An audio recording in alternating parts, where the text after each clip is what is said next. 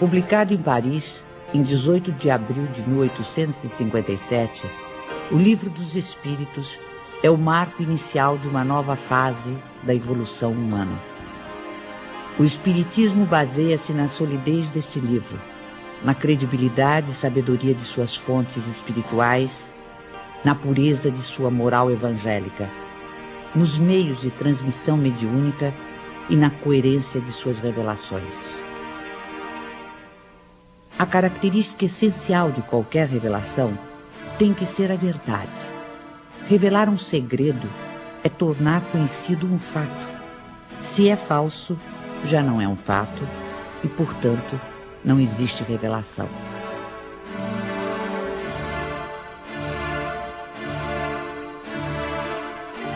Todas as ciências que nos fazem conhecer os mistérios da natureza são revelações, e pode dizer-se que há para a humanidade uma revelação incessante. A astronomia revelou o mundo dos astros, que não conhecíamos. A geologia revelou a formação da Terra. A química revelou a lei das afinidades entre as substâncias. A fisiologia revelou as funções do organismo.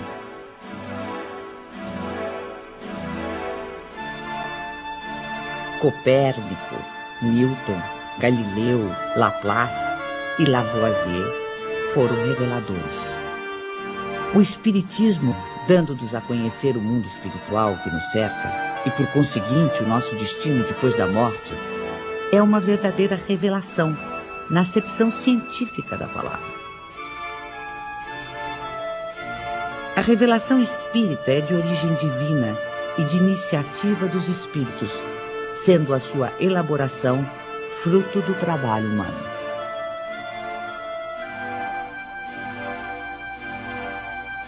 Obedecendo a uma sequência histórica, a primeira revelação divina teve sua personificação em Moisés, a segunda no Cristo. A terceira não a tem em um só indivíduo. Aí está um caráter essencial de grande importância. A revelação espírita, ou terceira revelação, é coletiva no sentido de não ter sido dada como privilégio a pessoa alguma. Foi espalhada simultaneamente por sobre a Terra a milhões de seres humanos de todas as idades e condições.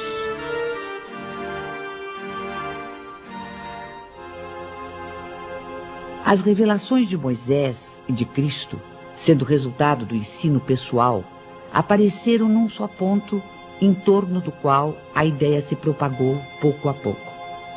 Mas foram precisos muitos séculos para que atingissem as extremidades do mundo, sem mesmo o cobrirem inteiramente. A revelação espírita, não estando personificada em um só indivíduo, surgiu simultaneamente em milhares de pontos diferentes, que se tornaram centros ou focos de irradiação. Se o Cristo não disse tudo quanto poderia dizer, é que julgou conveniente deixar certas verdades veladas, até que os homens chegassem ao estado de compreendê-las.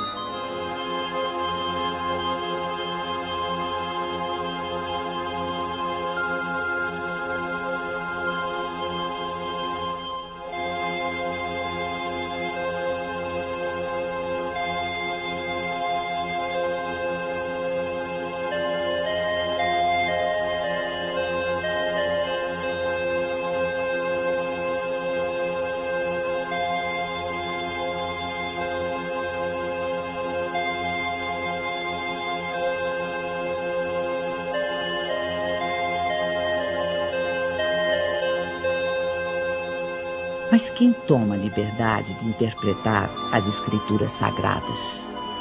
Quem tem esse direito?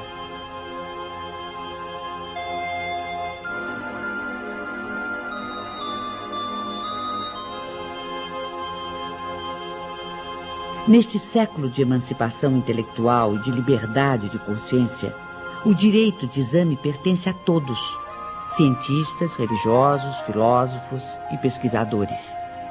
Os homens, cada vez mais esclarecidos, à medida que novos fatos e novas leis se forem revelando, saberão separar da realidade os sistemas utópicos. Ora, as ciências tornam conhecidas algumas leis.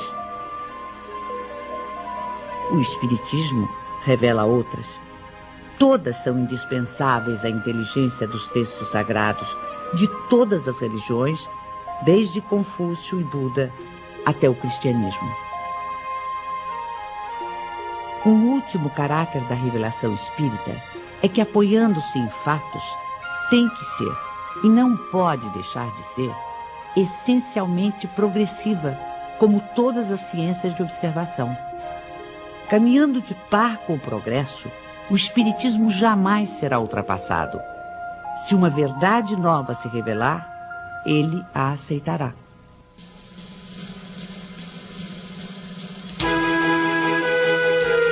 Hoje, mais de 100 anos depois da publicação de O Livro dos Espíritos, nenhum dos princípios fundamentais do Espiritismo foi abalado.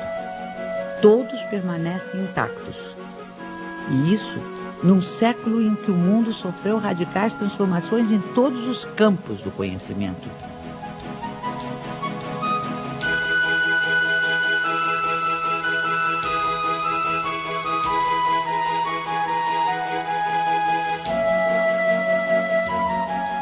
O que se pode observar é que o desenvolvimento da ciência se processa justamente na direção dos princípios espíritas.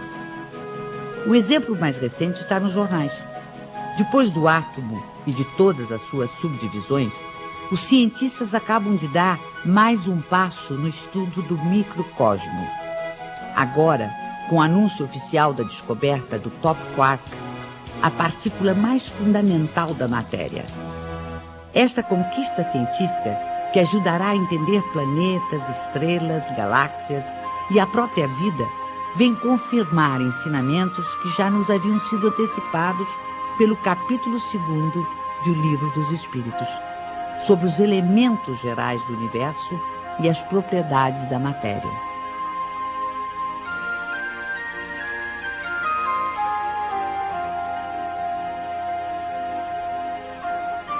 Além de O Livro dos Espíritos, outras obras básicas compõem a codificação espírita. O Livro dos Médiuns, o Evangelho segundo o Espiritismo, o Céu e o Inferno, e a Gênese desenvolvem, aprofundam e consolidam os princípios do Espiritismo. Todos esses princípios, que resultam dos ensinamentos dos Espíritos, foram sistematizados e codificados por Allan Kardec.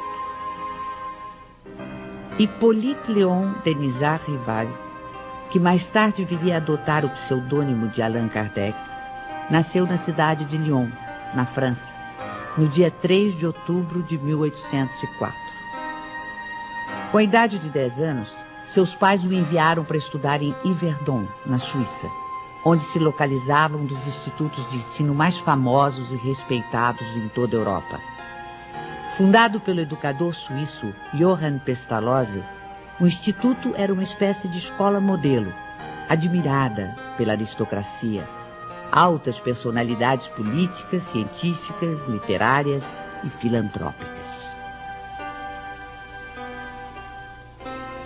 Depois de haver concluído seus estudos em Yverdon, Rival tornou-se conceituado mestre, não só em letras como em ciências. Distinguindo-se também como notável pedagogo, publicou diversos livros didáticos e contribuiu com planos e métodos para a reforma do ensino francês. Esta longa experiência pedagógica habilitou o professor Rival para outra tarefa, a codificação do Espiritismo.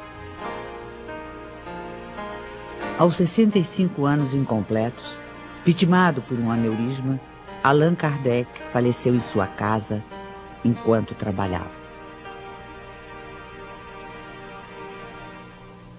31 de março de 1848. Em Hydesville, dos Estados Unidos da América, manifestações de forças inteligentes intervindo no plano físico assinalam o surgimento do espiritismo através da fenomenologia mediúnica. A seriedade desses acontecimentos teve imensa repercussão até mesmo na Europa. Os fenômenos ocorreram numa tosca cabana, residência da família Fox, adeptos da Igreja Metodista. No primeiro diálogo registrado entre as irmãs Fox e o espírito de um mascate de nome Charles Rosbach, usaram-se letras do alfabeto para a formação de palavras, mediante convenção de que a cada letra corresponderia a determinado número de pancadas. Estava, portanto, descoberto o processo adotado para as comunicações entre os dois mundos. Pode-se dizer que o fenômeno das mesas girantes, que se seguiu aos acontecimentos de Hydesville, preparou o advento do espiritismo, despertando o interesse dos homens de ciência, dentre eles o professor Ribyle ou Allan Kardec.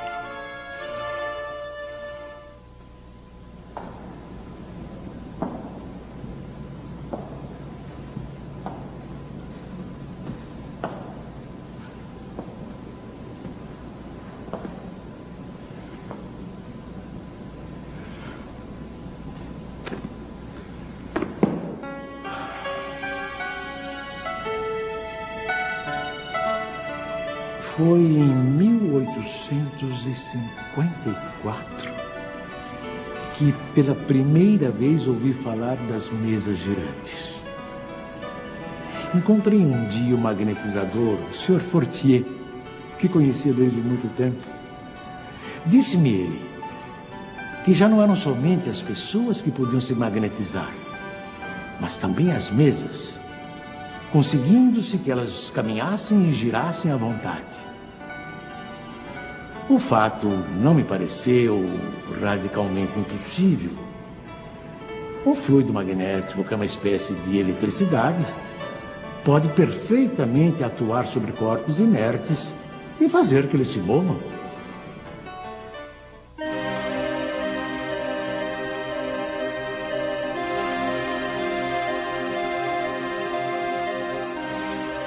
Algum tempo depois, encontrei-me novamente com o Sr. Fortier, que me disse ter um fato muito mais extraordinário. A mesa não só se movia, como também falava. Interrogada, ela respondia através de sinais.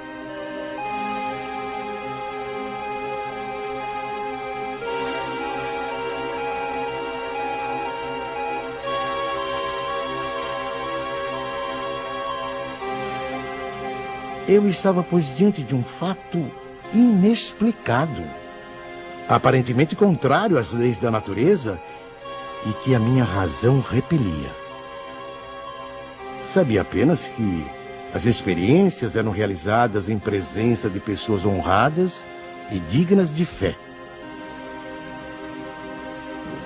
No ano seguinte, o Sr. Carlotti, amigo de 25 anos, me falou dos mesmos fenômenos com entusiasmo.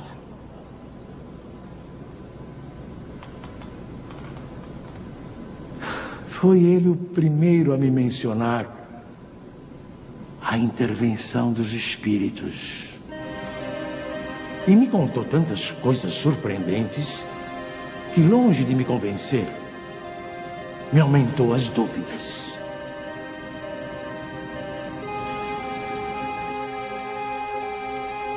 Tempos depois, fui convidado a assistir às experiências que se realizavam em casa da senhora Pleine-Maison. Aceitei imediatamente.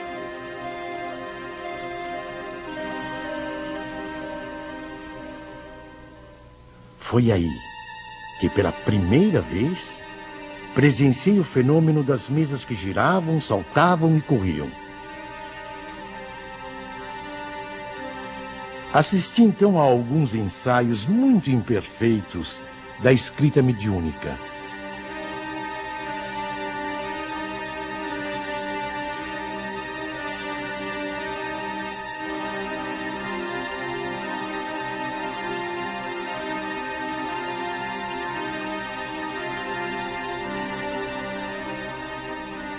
Sem dúvida, havia ali um fato que necessariamente decorria de uma causa.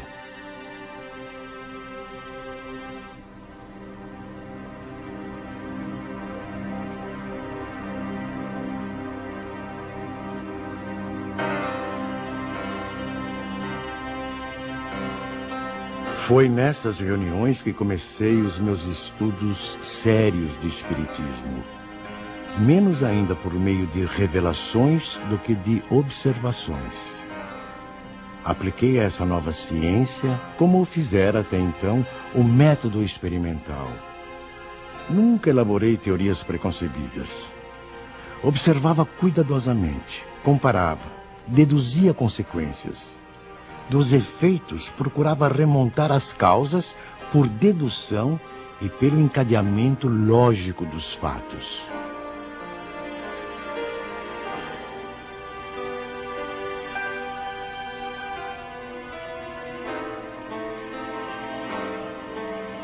Um dos primeiros resultados que colhi das minhas observações foi que os espíritos, nada mais sendo do que a alma dos homens, não possuíam nem a plena sabedoria, nem a ciência integral. O saber de que dispunham se limitava ao grau que haviam alcançado de adiantamento. A opinião deles só tinha o valor de uma opinião pessoal. Esta constatação me preservou de acreditar na infalibilidade dos espíritos e me impediu de formular teorias prematuras, tendo por base o que fora dito por alguns deles.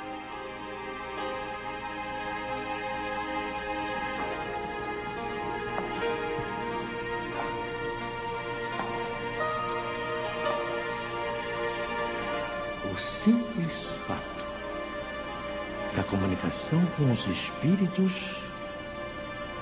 dissessem eles o que dissessem, provaria a existência do mundo invisível ambiente. Já era um ponto essencial, um imenso campo aberto às nossas explorações. O segundo ponto, não menos importante, é que aquela comunicação permitia que se conhecesse o estado desse mundo, seus costumes. Se assim podemos nos exprimir. No ano seguinte, em 1856, passei a frequentar também as reuniões espíritas que se celebravam em casa do Sr. Rustam. Eram sérias essas reuniões e se realizavam com ordem. As perguntas fúteis haviam perdido todo atrativo para a maioria das pessoas.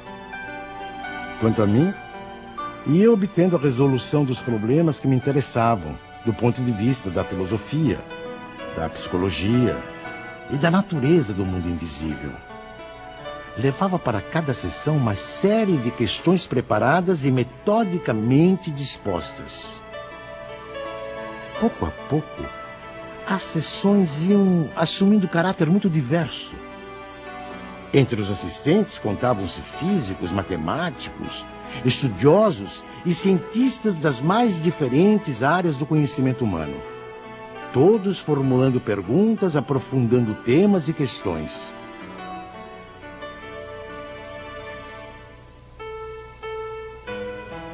Mais tarde, quando vi que aquilo constituía um todo e ganhava as proporções de uma doutrina, tive a ideia de publicar os ensinos recebidos.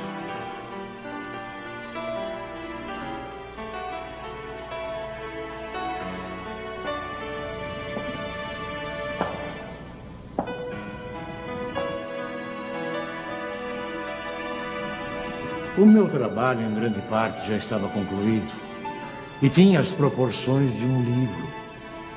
Mas eu fazia questão de submetê-lo ao exame de outros espíritos, com auxílio de diferentes médiuns. Mais de 10 médiuns participaram do trabalho. Da comparação e da fusão de todas as respostas coordenadas, classificadas, e muitas vezes retocadas no silêncio da meditação, foi que eu organizei a primeira edição de O Livro dos Espíritos.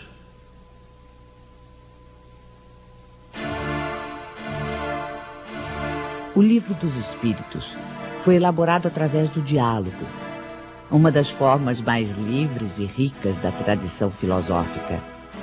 Hegel definiu a estrutura do diálogo em tese, antítese e síntese. Marx e Engels deram a ele o sentido materialista e revolucionário.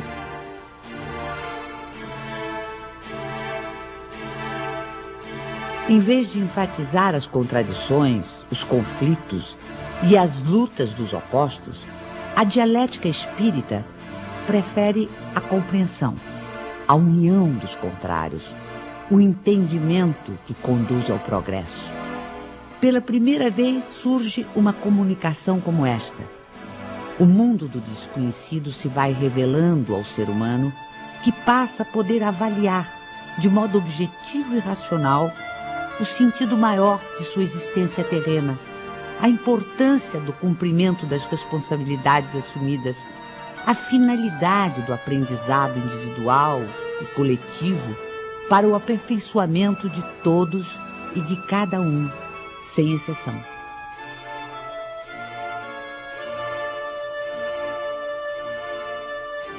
A fé inabalável é a que pode encarar frente a frente a razão, em todas as épocas da humanidade.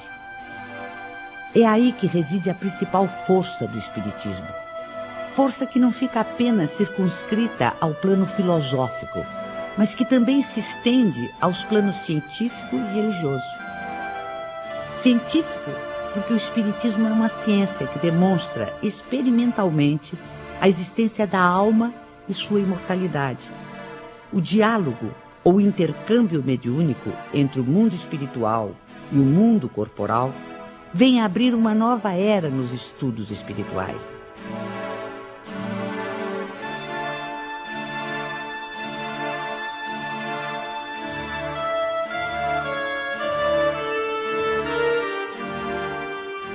Antes desse tipo de comunicação, o conhecimento humano se dividia radicalmente entre os mistérios divinos e a experiência terrena.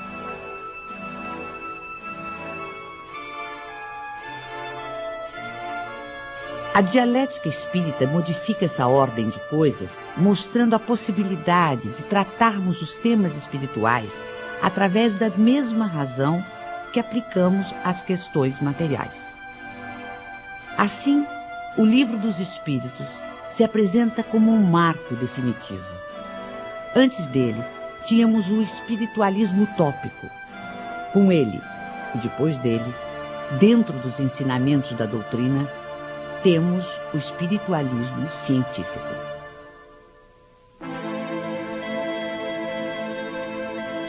Não existe o sobrenatural senão para o desconhecimento humano das leis naturais. No plano religioso, o Espiritismo nos leva a compreender o significado e verdadeira extensão da palavra fé. O Espiritismo não tem cultos instituídos, nem igrejas, nem imagens, nem rituais, nem dogmas, nem mesmo hierarquia sacerdotal ou sacerdócio. Através dos ensinamentos espíritas, pode-se fazer uma diferença entre religião propriamente dita e religiões no sentido de seitas humanas.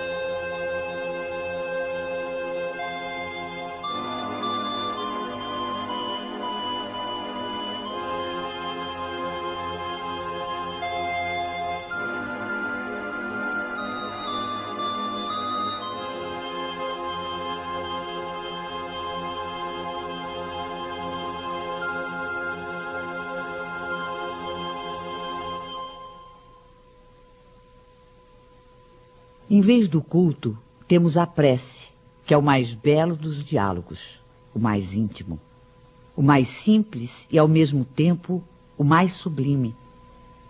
Pela prece sincera, pensamos em Deus numa evocação de pedido, de agradecimento ou de glorificação.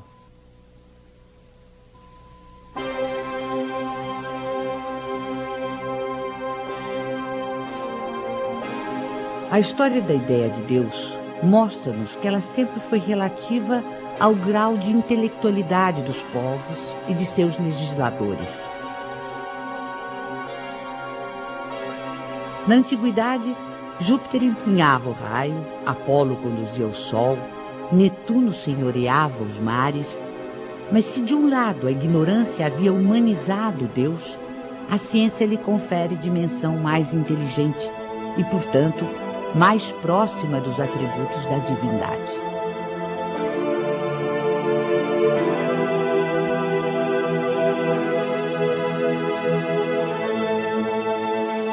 Racionalmente não é possível admitir um efeito sem causa.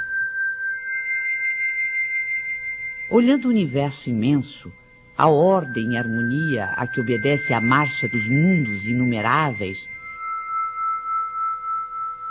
olhando ainda os seres da natureza, o reino vegetal e os minerais, com suas admiráveis variedades,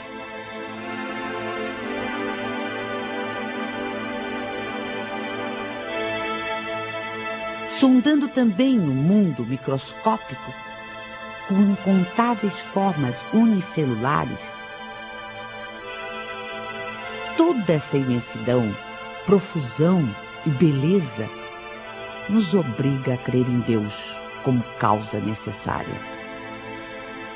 O feto não pode conhecer a dimensão de quem lhe dará a luz, da mesma forma que o homem é incapaz de perceber Deus em sua divina essência. Mesmo depois da morte, dispondo de faculdades perceptivas menos materiais, não pode ainda o espírito imperfeito perceber totalmente a natureza divina. Como recém-nascido, precisará crescer e evoluir para aos poucos adquirir entendimento.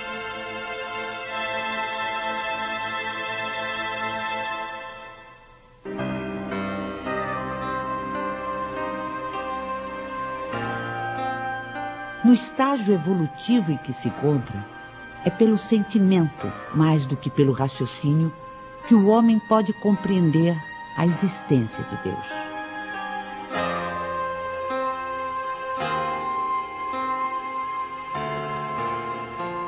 Allan Kardec colocou logo no início do Livro dos Espíritos um capítulo que trata exclusivamente de Deus. Com isso pretendeu significar que o Espiritismo tem na existência de Deus o seu princípio maior. Os seres que se manifestam designam-se a si mesmos pelo nome de espíritos e dizem, alguns pelo menos, que viveram como homens na terra.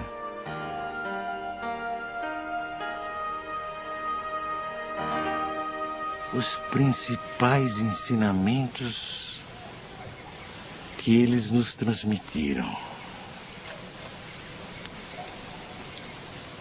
Deus é eterno, imaterial, imutável,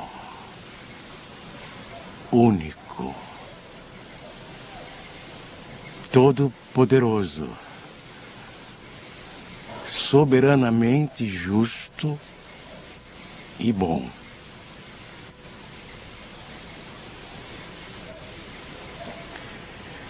Este é o melhor conceito que a nossa limitada inteligência pode fazer daquele que criou o universo. O universo compreende todos os seres animados e inanimados, materiais e imateriais. Os seres materiais constituem o mundo visível ou corporal, e os seres imateriais, o mundo invisível ou espírita.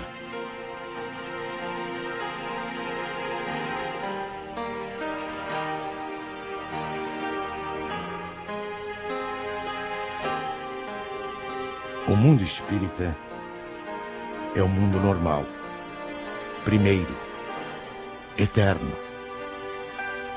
O mundo corporal é secundário. Poderia deixar de existir ou nunca ter existido, sem alterar a essência do mundo espírita.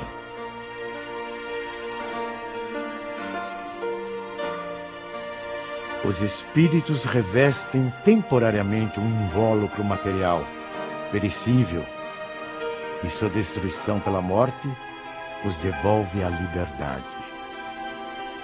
Entre as diferentes espécies de seres corporais, Deus escolheu a espécie humana para a encarnação dos espíritos que chegaram a um certo grau de desenvolvimento.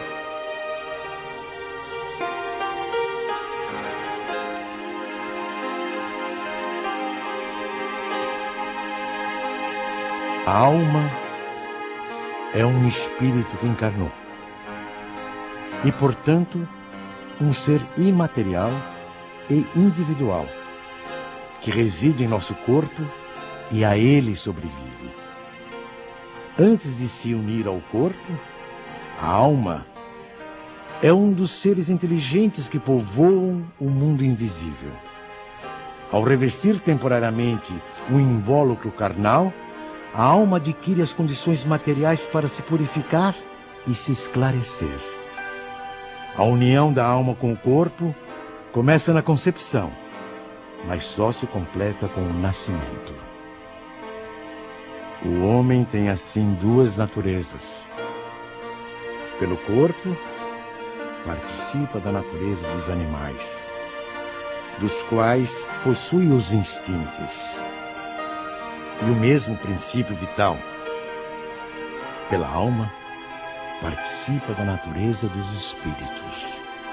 O perispírito é uma espécie de laço semimaterial que une corpo e espírito. É preciso que seja assim, para que os dois possam se comunicar um com o outro. A morte é a destruição da parte mais grosseira. O espírito conserva o corpo etéreo, invisível para nós no seu estado normal, mas que ele pode tornar eventualmente visível e mesmo tangível, como se verifica nos fenômenos de aparição. O espírito não é, portanto, um ser abstrato, que só o pensamento pode conceber. É um ser real e definido. As diferentes encarnações ou existências corpóreas do espírito são sempre progressivas e jamais regressivas.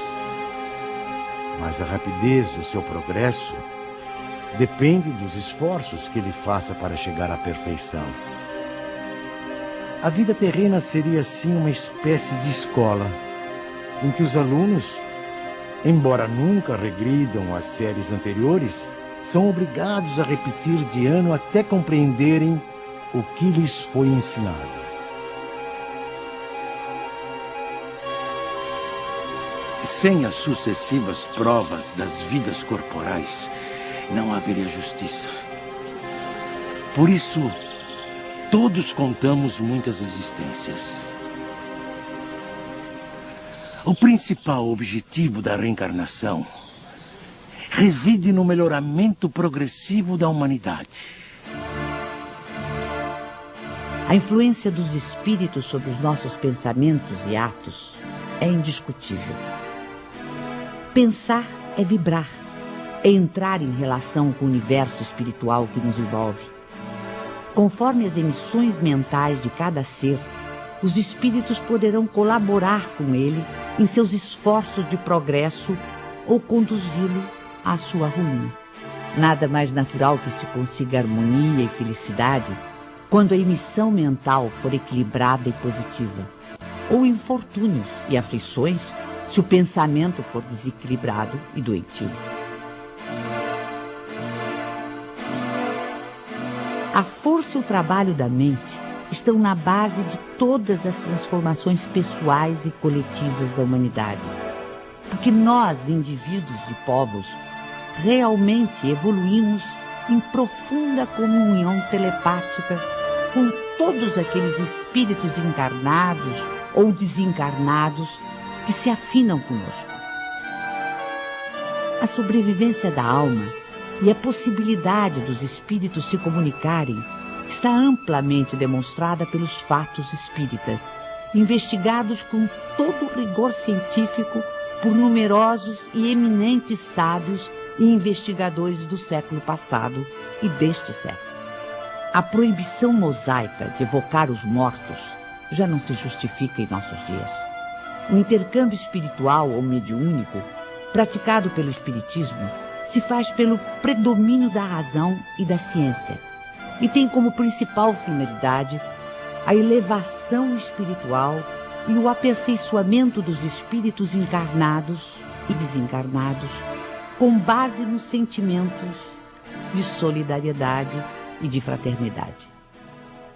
Assim, a prática mediúnica, bem orientada, é um fator de progresso humano pelos benefícios que produz, tanto no mundo invisível quanto no mundo material.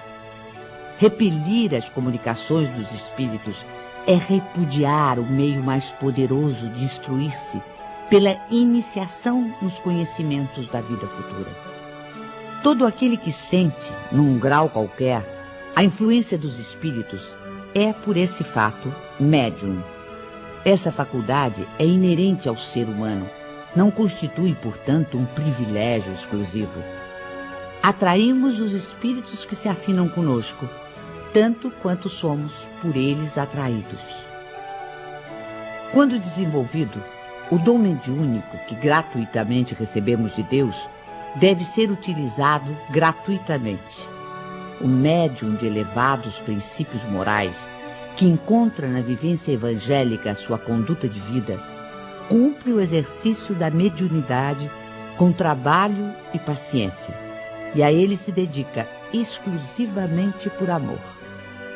Geralmente, os médiuns têm uma aptidão especial para diferentes fenômenos.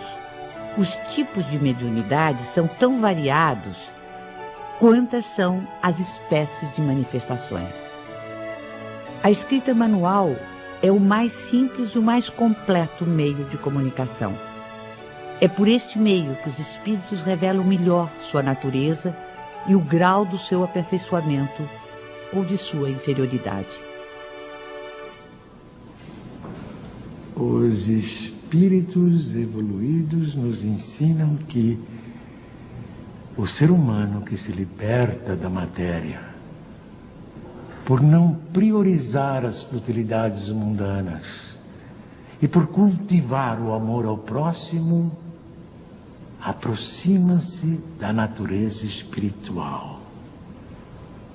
A moral dos espíritos superiores se resume como a do Cristo nesta máxima evangélica: fazer aos outros o que queríamos que os outros nos fizessem. Isto é, fazer o bem e não o mal. Neste princípio encontramos uma regra universal de proceder, mesmo para as nossas menores ações. Cada um de nós deve tornar-se útil, segundo as faculdades e os meios que Deus nos colocou nas mãos para nos provar. Eles nos ensinam também que não há faltas ou erros irreparáveis. O ser humano encontra o meio necessário nas diferentes existências para avançar segundo o seu desejo e os seus esforços em direção à perfeição, que é o seu objetivo final.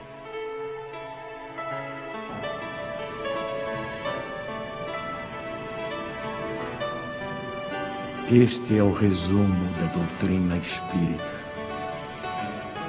como ela aparece no ensinamento dos espíritos superiores.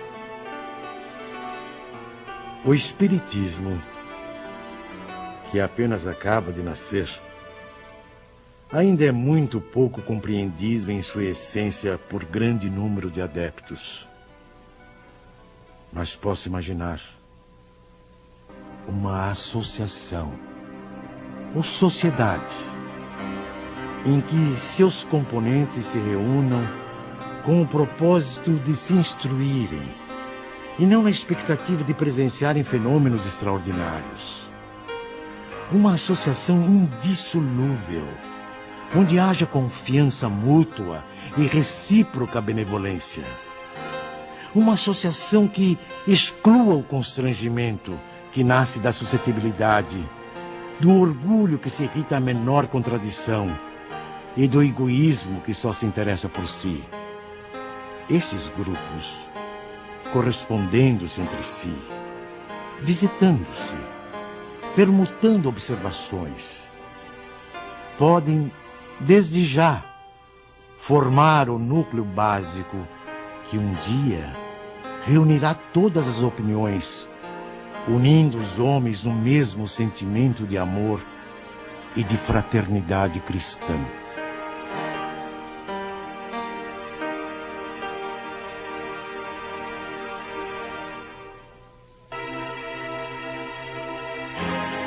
Assim, embora tenha previsto a possibilidade de as reuniões espíritas atraírem número bastante elevado de participantes, Kardec aconselha que estas reuniões se multipliquem, de preferência através da constituição de grupos menores.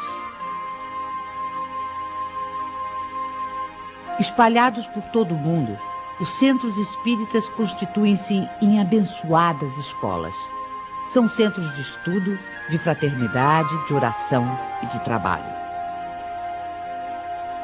Pelo volume de obras que realizam, tornaram-se também verdadeiras instituições sociais e assistenciais, que têm sempre presente o espírito do núcleo básico de que nos fala Kardec. Núcleo de amor, onde o aperfeiçoamento individual é prioritário, porque leva naturalmente ao aperfeiçoamento do grupo social e da humanidade. Nosso sistema planetário não ocupa senão um ponto ínfimo do universo, situado quase no final da Via Láctea, uma galáxia onde existem aproximadamente 40 bilhões de estrelas, algumas tão grandes que uma só toma espaço igual ao ocupado pelo nosso Sol e quase todos os planetas em sua órbita. Uma das galáxias mais próximas, a nebulosa de Andrômeda, dista do nosso sistema solar cerca de 680 mil anos-luz. Ora, se o universo tem tais dimensões e se o número de planetas existentes conta-se pela ordem de trilhões ou mais, seria ingenuidade supor que apenas a Terra seja habitada por seres racionais. Segundo o Espiritismo, nos mundos que gravitam no espaço infinito, outras humanidades, em vários graus de adiantamento, encontram habitação adequada ao seu avanço.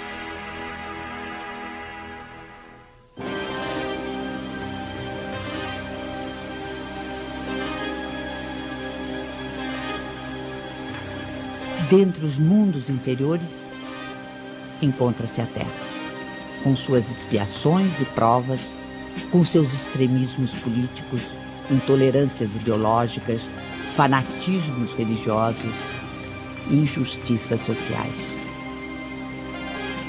Aqui, seus habitantes levam uma vida instável, de lutas e trabalhos penosos, com mais momentos de infelicidade do que de alegrias.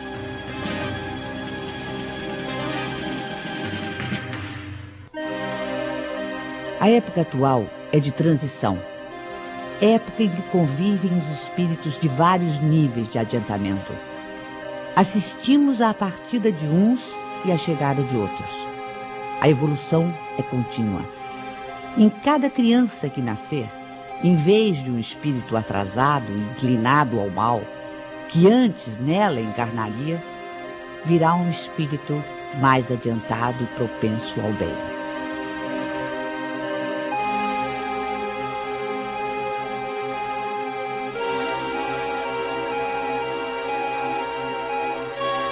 Por meio do trabalho ético e humanitário, combatemos nossos orgulhos e egoísmos. Por meio do diálogo, superamos nossas diferenças. Por meio da solidariedade, pomos em prática o ensino do Cristo de amor ao próximo.